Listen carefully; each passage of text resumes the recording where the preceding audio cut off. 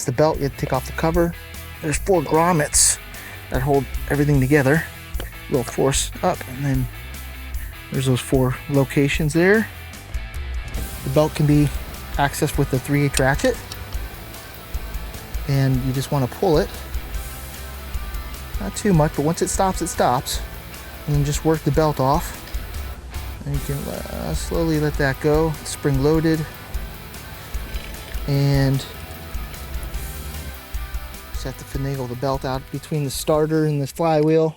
It comes off pretty easy. And I always put the letters the same way, right side up, so you can read it. And I always start at the starter. Make sure everything sits in there perfect.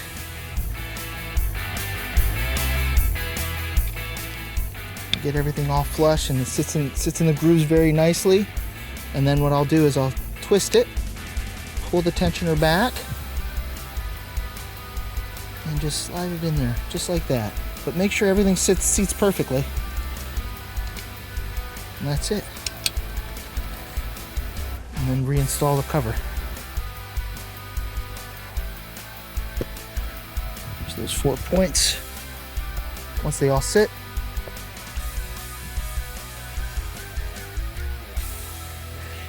and let's see, there it is, perfect. All done with the belt.